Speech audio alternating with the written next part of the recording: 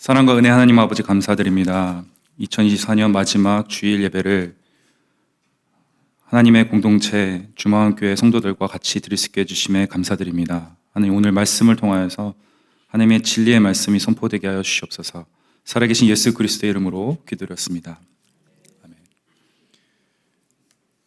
미국의 3대 도시 중에 시카고라는 도시가 있습니다. 시카고는 18세기 말부터 발전하기 시작했는데요. 1833년에 이제 시카고 도시가 되기 전에 시카고 타운으로 형성이 되었습니다. 그때는 이제 인구가 한 200명 정도 있었습니다. 그래서 이런 모습으로 사진 하나 보여주시면 그 전입니다. 네, 작지도 않고 크지도 않은 도시였습니다. 그런데 이제 1837년에 이제 이 주변에 있는 몇 개의 타운과 같이 합쳐져서 이제 시로 이제 거듭나게 됩니다. 그래서 이 1833년부터 시가 되고 한 7년 사이에 200명이었던 인구가 6,000명이 넘는 인구로 성장하게 되고요. 이제 그 당시에 이제 세계에서 가장 빨리 발전하는 도시로 이제 자리매김합니다. 그런데 이제 1871년에 약 3, 40년이 지난 후에 시카고엔 대화재가 일어납니다. 그래서 아까 보신 사진처럼 이렇게 다 타버립니다. 이 대화재로요, 시카고의 이 가로로 1마일, 약 1.6km, 그 다음에 세로로 4마일, 약 6km, 그러니까 최소 5, 6제곱킬로미터의 넓이가 다 타버립니다. 그때 이제 추정한 사망한 인구가 한 300명 정도지만 집을 잃은 사람은 10만 명이 넘었다고 합니다. 그리고 당시에는 이제 나무로 지어진 빌딩들이 많아서 그때 당시에 이 시카고 지역에 있었던 17,000개의 크고 작은 빌딩이 전부 다 타버렸다고 합니다. 그런데요, 이제 이 대화재로 모든 게 이제 망가진 이 도시가 이 화재 때문에 이후에 엄청난 발전하게 되는데, 처음으로 철골조로 된 높은 빌딩, 홈 인슈런스 빌딩이 시카고에 세워지게 되고, 시카고 이 대화재로 인해서 빌딩의 어떤 화재 코드, 그다음에 소방 시스템, 이런 것들이 전부 다 바뀌게 되고, 이것을 모델로 다른 도시들이 다 바뀌게 되는 그런 엄청난 일들이 생기게 되었습니다. 그래서 시카고는 이제는 세계에서 가장 아름다운 도시, 정리된 도시로 이제 발전하게 되었는데요. 한번 다음 사진 보여주시면, 네, 이런 도시입니다. 여러분이 살아생전에 꼭 한번 방문해 보시기 바랍니다. 단 겨울에는 가지 마십시오. 아주 춥습니다. 여름에 가시면 정말 아름다운 도시가 시카고입니다. 오늘 저희가 읽은 이 요한계시록 21장은 성경에서도 가장 마지막 부분에 위치해 있고, 특별히 오늘 우리가 읽은 본문은 새 하늘과 새 땅에 대해서 묘사하고 있습니다. 여러분, 완성된 하나님의 나라를 지금 묘사하고 있는 거거든요. 저는 어릴 때 천국에 대한 설교를 들을 때마다 무엇을 들었냐면, 금은 보화가 어떤 나라? 가득한 나라. 그래서 그 말을 듣자마자 결심을 했어요. 아직도 기억납니다. 제가 7살 때인가 8살 때인데 금은 보화가 있는 나라래요. 그래서 그 말 듣자마자 나는 거기 가야겠다 마음을 먹고 선생님께 물었습니다. 도대체 어떻게 하면 거기 갈 수 있습니까? 근데 첫 번째 하시는 말씀이 말 잘 들어야 돼. 네, 그때부터 순종적인 사람을 변해보려고 한번 노력을 해봤던 것 같습니다. 말 잘 들으면 그 금은 보화가 있는 곳에 갈 수 있다. 네, 제가 그 선생님 아직 찾아보진 못했지만 네, 그렇게 가르쳐 주신 선생님이 계셨습니다. 어쨌든 저희는 이 신앙을 갖게 되고 예수님을 믿고 또 따라가게 되면 천국에 대해서 한 번쯤 상상해보고 또 그 나라, 하나님의 완성된 나라에 가고 싶은 소망이 생기게 되는데요. 이제 성경을 점점 읽으면서 성경을 이해하기 시작하면서 우리가 상상하는 그 고급스럽고 우아하고 금은보화가 넘치는 그 하나님 나라, 천국에 살 것이라는 그 성취감, 나의 순종으로, 나의 희생으로 갈 것이라는 그런 기대, 그런 마음보다는 그 새하늘과 새 땅을 생각할 때마다 이게 나의 행함이 아니라 하나님의 은혜로 가는 곳이구나. 하나님의 신실하심 때문에 내가 그곳에 갈 수 있구나라는 것을 깨닫기 시작했습니다. 그래서 오늘 말씀을 여러분과 나누면서 도대체 이 하나님이 이 새 하늘과 새 땅을 우리에게 약속으로 주신다고 말씀하셨는데 그 언약의 하나님께서 도대체 이 약속을 언제부터 우리에게 주시기 시작했는지, 또 그 언약이, 그 약속이 어떻게 성경에서 발전하게 되고 그 완성의 모습은 어떠한지 세 부분으로 나눠서 한번 살펴보려고 합니다. 먼저 언약의 시작입니다. 여러분, 하나님께서 언제 이런 새 하늘과 새 땅에 대해서 약속하기를 시작하셨을까요? 창세기 3장, 2장과 3장부터 그 언약이 시작이 됩니다. 성경의 시작이 하나님이 창조하시고 인간을 창조하신 그 이후에 하나님은 인간을 인격적인 존재로 만드셨는데요. 그 이유는 하나님께서 사람과 관계하고 싶어 하셨습니다. 그런데 하나님께서 이 인간과 관계를 맺는 방법을 두고 언약이라고 표현을 합니다. 이 언약의 목적이 딱 한 개가 있어요. 하나님이 언약을 세우신 이유는 딱 하나입니다. 한번 따라해 보시죠. 나는 너의 하나님이 되고 너는 내 것이 되리라. 이것이 하나님께서 언약을 맺으시는 목적이요 단 하나의 이유입니다. 따라서 하나님께서 창조한 사람의 하나님이 되기 위해, 또 그 사람이 그의 것이 되기 위해 모든 일을 행하시기 시작합니다. 첫 번째 맺은 언약에는요, 이 일을 위해서 내가 하나님을 인정받고 너가 나의 사람이 되게 하기 위한 조건을 두십니다. 울타리를 두세요. 바로 우리가 잘 아는 아담이 에덴 동산에서 살 때입니다. 그때 하나님이 어떤 조건을 두시죠? 에덴 동산 한가운데에 나무 두 그루를 두십니다. 하나는 생명나무, 하나는 선악을 알게 하는 나무. 이 두 나무를 두시고, 물론 그 주변에 많은 나무들이 있었습니다. 그런데 생명나무를 포함한 모든 나무의 열매를 다 먹을 수 있지만 뭐를 먹지 말라고 했어요? 선악을 알게 하는 나무, 선악과는 따먹지 말아라 라고 조건을 두세요. 그래서 이 처음 아담과 맺은 언약을 두고 한번 따라해 보시죠. 행위 언약, Covenant of Works, 행위 언약이라고 웨스트민스터 신앙고백, 우리 장로교에서 아주 중요한 문서 중에 하나인 웨스트민스터 신앙고백 7장에 행위 언약이라고 이제 표현을 해놨습니다. 그러니까 쉽게 말해서 이 행위, 인간의 순종을 조건으로 너가 선악과만 따먹지 않으면 이 천국과 같은 에덴 동산에서 영원히 살 것이고 이 안에 있는 모든 것을 너희가 누릴 수 있다라고 약속을 하신 거예요. 근데 이게 어떻게 끝났죠? 성공했나요? 실패했나요? 실패했어요. 선악과를 따먹음으로, 불순종으로 하나님께서 원하셨던 첫 언약이 깨어졌습니다. 만약에 아담이 선악과를 따먹지 않고 순종할 수 있었다면 예수님이 오실 필요가 있었을까요? 없었을까요? 없었어요.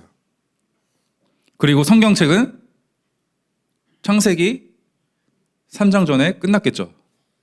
성경 일독을 빨리 할 수 있었을 것입니다. 너무 슬퍼요. 성경이 읽을 때마다 왜 아담은 그걸 따먹어가지고 이렇게 긴 성경책을, 목사가 이런 말 하면 안 되지만, 왜 그러면 이 상황에서 하나님은 하나님이니까 인간이 실패한 것을 두고 야 그만하자, 나도 너 싫어, 네 내 말 안 들었잖아, 그만하자, 이렇게 하실 수 있었어요. 그런데 그렇게 하지 않으십니다. 왜 그랬냐면 하나님은 아버지의 마음으로 인간을 지으셨기 때문이에요. 여러분이 사랑하는 자녀가 불순종하면 어떻게 하십니까? 야 그만하자 우리 이제, 이렇게 할 부모는 없습니다. 아이를 사랑한다면 절대 그렇게 하지 않죠. 그런데 행위 언약이 이루어지지 않았어요. 이 조건이 이루어지지 않았어요. 그래서 하나님과의 관계가 깨어졌습니다. 그렇다면 한번 생각해 보시죠. 여러분이 하나님이었다면 둘 중에 하나입니다. 어떻게 해서든 그 언약의 목적이었던 내가 이 사람의 하나님으로 인정을 받고 이 사람이 나의 것이 되게 하려는 그 목적을 이루기 위해서 다른 일을 해야 되는 겁니다. 근데 이미 불순종을 했잖아요. 머리가 복잡한 거예요. 이게 뭐 아니면 도면 좋겠는데 그게 아닌 거예요, 이제. 그래서 하나님께서 이 실패로 끝난 첫 언약을 이어가시기 시작하는데 다른 종류의 언약으로 이 이야기를 계속 이어가십니다. 그 두 번째 언약, 이 언약이 발전되는 이제 모습입니다. 두 번째 언약 한번 따라해 보시죠. 은혜 언약, Covenant of Grace. 이 은혜 언약을요, 아담이 죄 지은 후에 믿음의 사람들과 맺기 시작하시는데 이 최고의 절정은 예수님입니다. 그럼 구약 성경에서 하나님이 이 언약을, 은혜 언약을 여러 명과 맺으십니다. 그 말은 무엇이냐면 사람이 첫 죄를 지었기 때문에 이제 죽음은 피할 수가 없어요. 그렇죠? 그럼에도 불구하고 하나님의 뜻이 이루어져야 하기 때문에 각 세대마다 믿음의 사람을 선택하셔서 부르시고 그 사람과 언약을 계속해서 맺으십니다. 여러분, 근데 은혜 언약을 맺으면서 이제 하나님이 이 복잡한 이제 어떻게 하면 이거를 이렇게 내 목표 이룰 것인가 이제 생각하세요. 한번 생각해 보세요, 여러분. 아이가 불순종을 했을 때 가장 안 좋은 게 뭐일까요? 불순종했어요. 근데 어떤 부모님들은 그 아이를 너무 사랑한다는 그 테두리 안에 그럴 수 있지, 그렇게 하지 마 하고 그냥 끝냅니다. 또 할까요, 안 할까요? 하지 말라는 거 또 해요. 괜찮아, 다음엔 하지 마. 아이가 고쳐질까요, 안 고쳐질까요? 안 고쳐집니다. 그것은 아이를 위한 것도 아니고 아이를 사랑하는 것도 아닙니다. 하루는 1학년짜리 어린 아이가 있었습니다. 그 아이는 동네에 있는 오락실에 갑니다. 그때 오락실 한 판에 100원. 게임을 하니까 너무 재밌는 겁니다. 또 하고 싶었습니다. 어느 날 엄마가 500원을 주면서 홈런볼 사 먹어라. 그때 홈런볼은 얼마였을까요? 500원이었습니다. 몇 판일까요? 5판입니다. 아이가 홈런볼을 사 먹었을까요? 오락실에 가서 오락을 했을까요? 가서 게임을 했습니다. 너무 재밌어서 실력이 늘기 시작합니다. 형들을 이기고 같이 붙자는 중학교 형, 고등학생 형들을 다 이겨버립니다. 그때 가장 유행하는 게임은 스트리트 파이터, 이 장풍 쏘는 게임이 있거든요. 어느 날 그 아이가 엄마 화장대에서 엄청난 것을 발견합니다. 10만 원짜리 수표. 여러분 수표 아세요? 바로 생각합니다. 1000판이네? 그 수표를 들고 오락실에 갑니다. 아주머니, 이거 100원짜리로 다 바꿔주세요. 그래서 게임을 시작합니다. 그 장풍 속으로 갑자기 아버지 얼굴이 싹 지나갑니다. 뒤돌아봤더니 아버지가 서 있는 것입니다.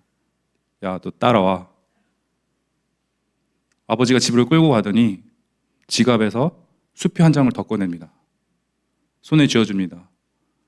집에서 나가! 아이는 생각합니다. 1000판을 더 할 수 있을 거구나. 아니다, 내가 잘못했구나. 울며 불며 아버지 발끈에 붙잡고 아버지, 아빠 잘못했어요. 그 아이는 그 후로 오락실을 갈 수가 없습니다. 오락실만 생각하면 두렵기 때문이죠. 이 아이가 제 형이라고 말하고 싶지만 저였습니다. 잘못한 것에 대한 대가를 트라우마처럼 겪었기 때문에 오락실에 갈 때마다 저는 가슴이 떨립니다. 하나님께서 이 불순종을 어떻게 하면 멈추게 할 수 있을까 고민하시기 시작했어요. 그래서 하나님은 두 가지 조치를 취하십니다. 첫 번째, 에덴 동산에서 어떻게 하세요? 내쫓으십니다. 저는 이 장면을 보고 아버지가 그때 나한테 수표를 주면서 집을 내쫓으렸던 이유가 여기에 있었나 보다. 에덴 동산을 쫓으려던 하나님의 모습을 10만 원을 쥐고 나가라고 했던 게 아닌가라는 상상도 해보았습니다. 그러면서 이렇게 말씀하세요. 너는 흙에서 나왔으니 흙으로 돌아갈 것이다. 에덴 동산 밖에서는 영원히 살지 못할 거야. 너가 너의 힘으로는 이제 영원한 삶, 그리고 에덴 동산에 누릴 수 있었던 것들 못 누리게 될 거야 라고 하십니다. 왜 그랬을까요? 왜 이런 벌을 주신 걸까요? 사랑하지 않아서 이제는? 아닙니다. 언약의 목표가 뭐라고요? 나는 너의 하나님이 되고, 이 부분을 위해서, 요 하나님으로 인정받기 위해서 취하신 행동이 에덴 동산 밖으로 쫓아내는 거였고, 죽음을 인간에게 허락하신 겁니다. 그런데 여기서 끝나지 않아요. 어떻게 하시냐면 약속을 하십니다. 그 창세기 3장에 죄를 지은 다음에 하나님이 뱀한테 말씀하시는 장면이 있어요. 한번 들어보세요. 주 하나님이 뱀에게 말씀하셨다. 내가 이런 일을 저질렀으니 모든 집짐승과 들짐승 가운데서 내가 저주를 받아 사는 동안 평생토록 배로 기어다니고 흙을 먹어야 할 것이다. 내가 너로 여자와 원수가 되게 하고 너의 자손을 여자의 자손과 원수가 되게 하겠다. 여자의 자손은 너의 머리를 상하게 하고 너는 여자의 자손의 발꿈치를 상하게 할 것이다. 하나님께서 이 아담과 하와로 하여금 불순종하게 한 그 근원을 멸하겠다고 약속하십니다. 이게 은혜 언약의 시작입니다. 이 여자의 자손이 누구일까요? 궁극적으로 예수님을 가리키는 것이었습니다. 그래서 여기서 우리는 행위 언약과 은혜 언약의 차이를 알 수가 있어요. 행위 언약은 뭐가 있어요? 조건이 있어요. 조건이 붙어요. 인간이 해야 될 조건이 붙지만 이 은혜 언약이라는 부분은 인간이 해야 될 임무나 책임이 없습니다. 무조건적입니다. 조건이 없는 거죠. 그래서 하나님은 더 이상 인간의 어떠한 순종이나 불순종으로 그가 원한 인간과의 관계를 맺어가시는 게 아니라 그거와 상관없이 그분의 의지로만 이 언약을 지키시겠다, 이루시겠다라는 선포를 하시는 것이죠. 그래서 이 은혜의 언약을 맺기 위해 이제 사람을 찾으시는데 수많은 사람들 가운데 그 시대마다 믿음의 사람을 찾기 시작하십니다. 그래서 성경에는요, 그 아담 이후 첫 번째 그 언약을 맺는 사람을 누구를 고르실까요? 노아를 고르세요. 노아는 방주를 짓습니다. 하나님께서 그 악한 세대를 보시고 홍수를 지금 계획하고 계시는데 노아에게 정말 말도 안 되는 프로젝트를 주십니다. 너 산 위에다 방주를 지어라. 말도 안 되는 이야기거든요. 근데 그저 노아는 하나님 말씀하셨으니까 믿음으로 그것을 받고 순종합니다. 그래서 성경은 노아를 어떻게 평가하냐면요, 의로운 자, 하나님과 동행한 자, 그리고 히브리서에는 노아를 이렇게 말합니다. 믿음을 따라 얻는 의를 물려받는 상속자라고 노아를 묘사하고 있습니다.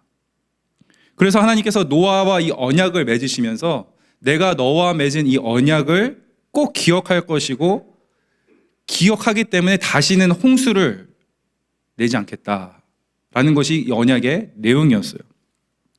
그 다음에 누구와 언약을 맺으실까요? 아브라함과 언약을 맺으십니다.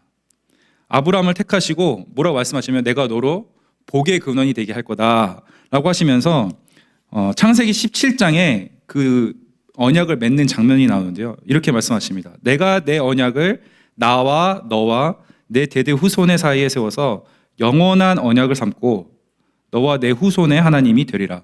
여기서 중요한 것은 아브라함의 후손의 뭐가 된대요? 하나님이 되겠다. 그러니까 아브라함은 지금 이 언약을 받으면서 지금 어떤 후손이 나올지 모르고 있잖아요. 근데 하나님은 이미 이 언약을 내가 너랑만 맺는 게 아니라 너의 후손까지 내가 책임질 거야. 나는 그들의 하나님이 될 거고 그들은 내 것이 될 거다라고 이미 그 언약에 대해서 선포하고 계시죠. 그 믿음으로 아브라함은 부르심을 받았을 때 순종했고 그가 받을 몫으로 받을 땅을 향해 나아갔습니다. 어디로 갈지 알지 못했지만 떠났습니다.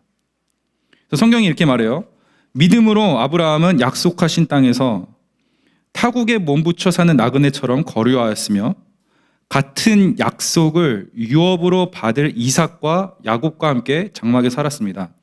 그는 하나님께서 설계하시고 세우실 튼튼한 기초를 가진 도시를 바랐던 것입니다. 그러니까 지금 아브라함이 믿음으로 이제 어디 갈지 모르면서 나가는데, 이 지금 제가 말씀드린 마지막 부분에 하나님께서 설계하시고 세우실 튼튼한 기초를 가진 도시를 어떻게 했대요? 바랬대요. 그러니까 다시 말해서 아브라함은 새 하늘과 새 땅에 대해서는 알지 못하나 하나님께서 보여주실 땅으로 나아가면서 그 온전한 하나님의 나라를 기대하면서 그 약속을 붙잡고 살아갔다라는 것을 우리가 알 수 있습니다. 그래서 아브라함이 믿음으로 약속을 상속으로 받았다고 합니다. 다시 한번 말씀드릴게요. 아브라함은 믿음으로 약속을 상속으로 받았다. 이게 은혜 언약이에요. 이 언약의 내용은 앞으로 오실 메시아 예수 그리스도가 왕이 되시고 그의 통치권 안에 있는 그 나라를 유업으로 받을 수 있는, 그 약속을 또 유업을 받을 수 있는, 그것이 바로 은혜 언약입니다. 이 언약이 이제 계속 발전을 합니다. 이제 노아, 또 아브람, 그다음에 모세, 그다음에 다윗. 다윗의 언약에서는 이렇게 말해요. 너의 생애가 다하여서 내가 너의 조상들과 함께 묻히면 내가 내 몸에서 나올 자식을 후계자로 세워서 그의 나라를 튼튼하게 하겠다. 바로 그가 나의 이름을 드러내려고 집을 지을 것이며 나는 그의 나라의 왕위를 영원토록 튼튼하게 하여 주겠다. 나는 그의 아버지가 되고 그는 나의 아들이 될 것이다. 이거 뭐가 바뀌었어요? 나는 그의 누구가 돼요? 아버지가 되고 그는 나의 아들이 될 것이다. 같은 내용입니다. 그러나 하나님이 시대가 지나면서 언약의 내용을 점점 더 풀어주시는 것을 우리가 볼 수가 있어요. 내가 너의 하나님이 되겠다라는 것은 내가 너의 아버지가 될 거야 라는 말과 같다라는 것이죠.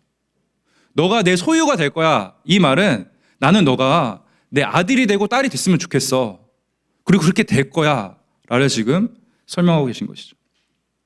그래서 다윗을 통해서 이 언약을 계속 하나님께서 보여주시고, 이제 다윗이 죽고 솔로몬이 죽고 분열 왕국 시대가, 이제 혼란의 시대가 이제 이스라엘에 오거든요. 이 혼란의 시대에 이 언약의 내용을 다 알고 있음에도 불구하고 백성들이 순종을 하지 않으니까 한 선지자를 통해서 이 언약의 구약 성경에서 이 언약의 정점을 찍는 내용을 예레미야의 입을 통해서 선포하게 하십니다. 그래서 예레미야 31장이요. 장 제목이 새 언약입니다. 그래서 이 은혜 언약을 이제 하나님께서 이루시기 위해서 이 백성들에게 아주 깔끔하게 설명해 주시는 장면이 이제 새 언약이라는 이름으로 같은 겁니다. 은혜 언약, 새 언약. 이 예레미야 31장 31절에 이런 말씀이 있어요. 여호와의 말씀이니라, 보라 날이 이르리니 내가 이스라엘 집과 유다 집에 새 언약을 맺으리라.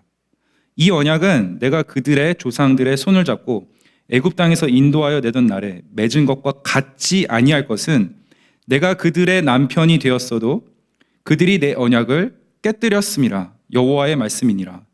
그러나 그날 이후에 내가 이스라엘 집과 맺을 언약은 이러하니 곧 내가 나의 법을 그들의 속에 두며 그들의 마음에 기록하여 나는 그들의 하나님이 되고 그들은 내 백성이 될 것이라. 여호와의 말씀이니라. 지금 믿음의 사람들을 통해서 언약을 맺고 있음에도 불구하고 계속 어떻게 돼요? 이게 실패하고 있어요. 백성들의 불순종 때문에. 그러니까 이 구약 시대를 지나면 하나님께서 결심을 하십니다. 믿음의 선조들도, 아무리 믿음이 강한 사람도 불순종할 때가 있는 거구나. 온전한 순종이 불가능하구나. 그러니 이제는 내가 너에게 새 언약을 주겠다. 그런데 이 새 언약, 이 표현이 신약에서 예수님이 하신 말씀 중에 등장하는 데가 있는데, 그게 예수님께서 제자들과 마지막 밤에 성찬하실 때 예수님께서 이 새 언약에서 언급하십니다. 누가복음 22장에 예수님께서 하신 말씀 잠깐 나누겠습니다. 예수께서는 또 빵을 들어서 감사를 드리신 다음에 떼어서 그들에게 주시고 말씀하셨다. 이것은 너희를 위하여 주는 내 몸이다. 이것을 행하여 나를 기억하여라. 그리고 저녁을 먹은 뒤에 잔을 그와 같이 하시고서 말씀하셨다.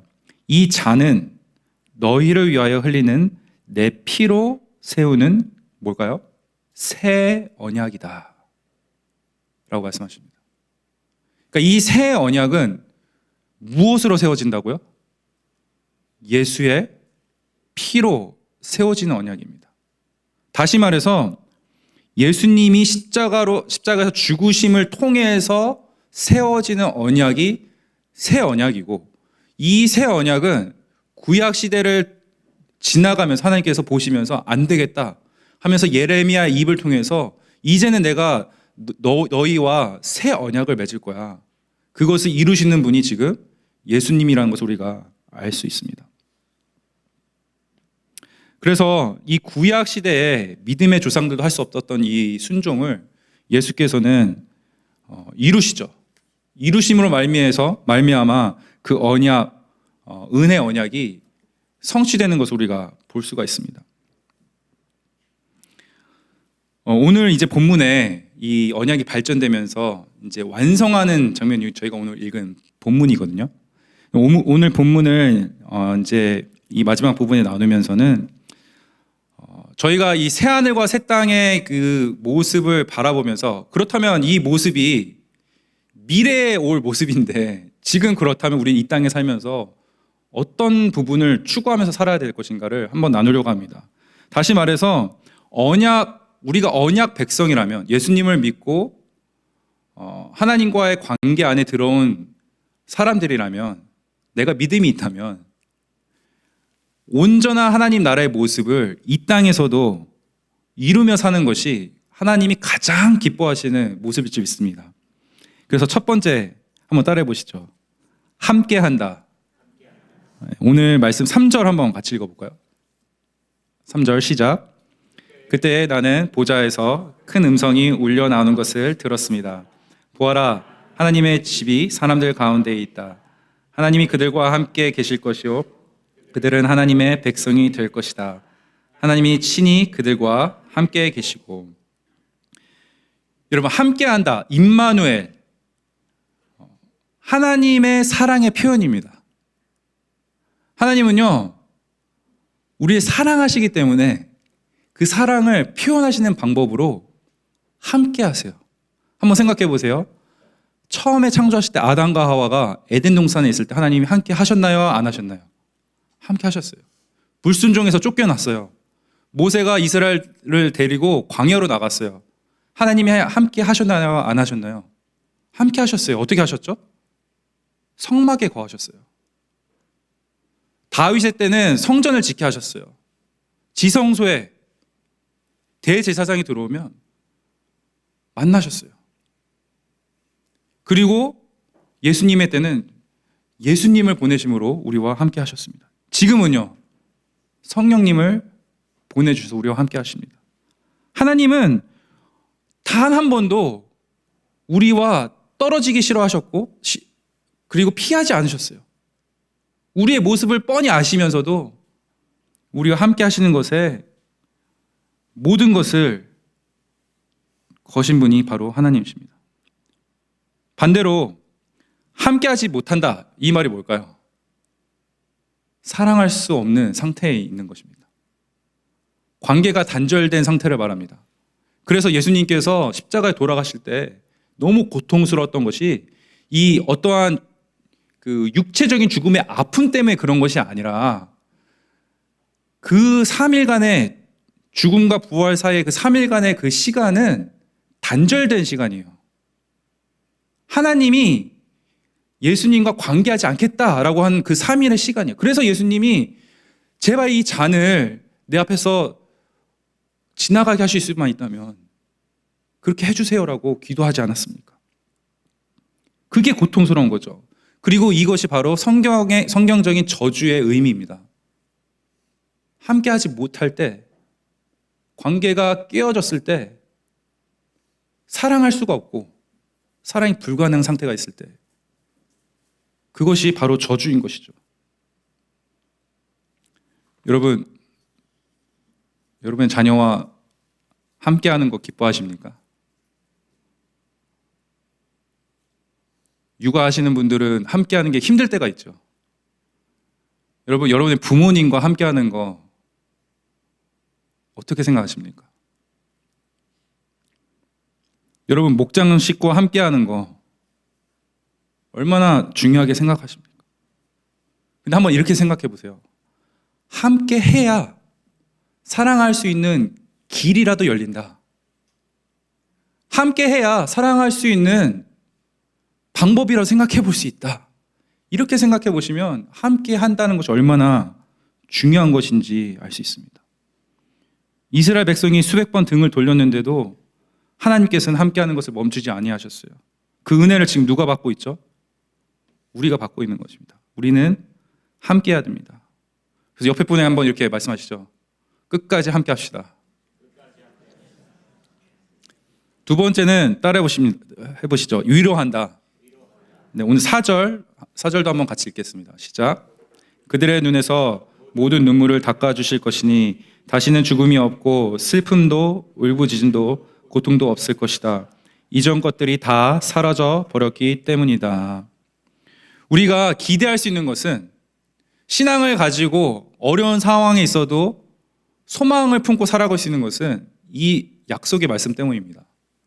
이 약속을 붙들고 가면 우리는 아무리 어려운 상황이 있어도 이겨낼 수 있습니다. 왜냐? 말씀에 나와 있죠. 내가 너의 눈물을 다 닦아줄 거야. 너의 슬픔도 울부짖음도 고통도 이제는 없을 거야. 약속하십니다.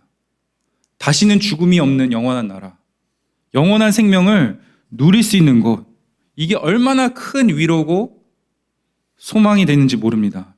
그래서 우리는 이 땅에서 온전하지는 않지만 위로할 줄 알아야 돼요. 여러분, 누군가를 마지막으로 위로해 본 적이 언제입니까?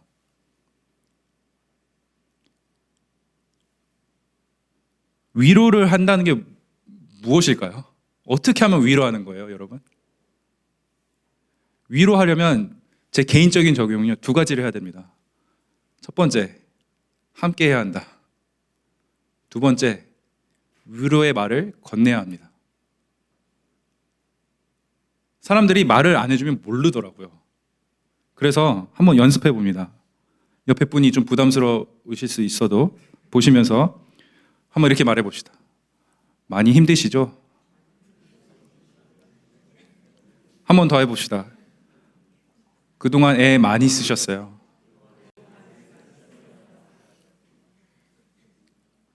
별로 안 어렵죠? 시키면 안 어려운데 혼자 하려면 좀 어렵습니다. 여러분, 위로의 말을 많이 건네주시기 바랍니다. 우리는 서로 위로해야지 따뜻한 공동체가 되는 것뿐만 아니라 위로해야 언약 백성으로 사는 것이기 때문입니다. 마지막으로 따라합니다. 거저준다. 6절 같이 읽겠습니다. 시작. 또 나에게 말씀하셨습니다. 다 이루었다. 나는 알파며 오메가 곧 처음이며 마지막이다. 목마른 사람에게는 내가 생명수 샘물을 거저 마시게 하겠다. 어떻게 하겠대요? 생명수를 거저 마시게 하겠다. 대가가 필요 없는 거예요. 공짜로 생명수를 주시겠대요. 우리는 그 공짜 생명수 은혜를 마신 사람들입니다. 아멘입니까? 그렇다면 우리가 이 땅에서 온전하진 않지만 언약 백성으로서 살아가려면 우리도 거저 줄 수 있어야 되는 겁니다. 그래서 저희가 진행했던 예어스, 예수님이라면 어디에 쓰실까? 이 프로젝트를 저는 참 좋아합니다. 왜냐하면 하나님께서 마음 주시는 그곳에 흘려보낼 수 있는데 이것을 대가를 바라고 우리가 하는 게 아니잖아요. 주신 마음만큼 내가 할 수 있는 만큼 흘려보내는 이 사역이, 이 프로젝트가 저는 너무 좋았습니다. 저희 가족도 이제 각자 개인이 생각했던 금액을 모아서 한 선교사가 선교사님을 이제 후원을 했어요. 근데 너무 마음에 풍성함이 있었고 주머니에서 저희 돈은 빠져나갔는데 마음은 어땠을까요? 같이 갔을까요? 네, 아까운데. 절대 그렇지 않죠. 마음이 너무 풍성한 것을 경험할 수 있었습니다. 여러분은 무엇을 거저 주시겠습니까? 누구에게 주시겠습니까? 오늘 말씀 마치면서 이 시카고 대화재 이 시기에 미국에서 어떻게 보면 가장 유명했던 전도자, 또 사업가였던 D.L. 무디라는 분이 있었어요. 근데 이 분이 이 시카고에 대화재가 있기 전에 살았던 분입니다. 근데 이분은 구두 장사를 했던 분이거든요. 그리고서 이제 설교도 명설교가였고, 그래서 엄청난 이제 부자였어요.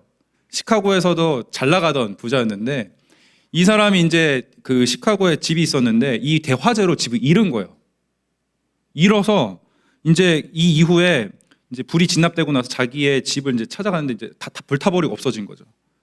그래서 이 친구가 무디에게 물었어요. 이 모든 것을 다 잃었는데 어떡하냐. 그랬더니 무디가 이렇게 대답했다고 합니다. 저는 다 잃지 않았습니다. 그리고 나는 잃은 것보다 이미 더 많은 것을 가지고 있습니다. 라고 대답을 했대요. 이 친구가 아니 그게 도대체 무슨 말입니까? 그때 D.L. 무디가 요한계시록 21장 7절을 성경책을 펴서 그 질문한 친구에게 읽어줬다고 합니다. 이기는 사람은 이것들을 상속받을 것이다. 나는 그의 하나님이 되고 그는 내 자녀가 될 것이다. 무디는 이 대화재로 가지고 있던 모든 재산을 잃은 후에야 하나님을 가지고 하나님과 동행한다는 것이 얼마나 자기의 큰 축복인지를 뼈저리게 피부로 느끼기 시작합니다. 그래서 그 이후부터 무디는 더 거침없이 하나님에 대해서 설교하며 복음을 전하는 전도자가 됩니다. 여러분, 이번 한 해 동안 잃으신 게 있습니까? 무엇을 잃으셨습니까? 얼마나 중요한 것을 잃으셨습니까? 얼마나 많은 것을 잃으셨습니까? 만약에 여러분이 올 한 해 잃은 것들로 인해서 좌절하고 낭망하고 또 어떻게 보면 저주받은 것처럼 그런 느낌으로 살아가시는 분들이 있다면 이제 이 시간 하나님께서 당신에게 도전하시면서 말씀하십니다. 얘야, 이제 일어나라. 내가 너와 함께 하겠다. 내가 너의 아픔을 안다. 내가 너의 눈물을 닦을 것이고 너의 아픔을 통해 이제 일하겠다. 나는 너의 하나님이 되겠고 너는 내 것이 될 것이다. 이 하나님의 언약, 약속의 말씀을 믿으시고 붙잡으시면서 올 한 해를 마무리하시고 새해를 맞이하시는 여러분이 되길 주님의 이름으로 축원드립니다. 기도하시겠습니다.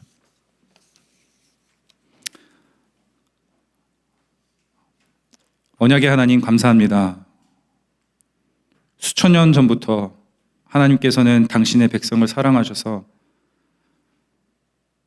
당신의 백성이 불순종함에도 연약함에도 버리지 않으시고 언약을 세우심으로 부족한 우리들을 여기까지 이끌어 주심에 감사드립니다. 인간이 할 수 없는 온전한 순종을 당신께서 가장 사랑하시는 독생자 예수 그리스도를 보내심으로 말미암아 우리 대신 그 언약을 이루신 그 은혜에 감사드립니다. 하나님, 저희가 천국을 바라보며 이 땅에 살아가고 있습니다. 주위를 둘러보면 선한 곳이 하나도 없고 안 아픈 곳이 없고 안 힘든 것이 없습니다. 하지만 우리는 소망을 잃지 않습니다. 오늘 들은 말씀을 믿기 때문입니다. 하나님께서 주신 그 언약의 내용을 우리가 깊게 묵상하며 마치 망가진 에덴 동산을 회복하신 그리고 회복하실 하나님의 그 은혜를 기억하며 이 땅에 살아가고 싶습니다. 하나님, 우리가 서로 함께하는 것에 힘을 쏟게 하시고 위로하게 하시고 거저주는 언약 백성들이 다 되게 하여 주시옵소서. 감사드리며 살아계신 예수 그리스도의 이름으로 기도드렸습니다.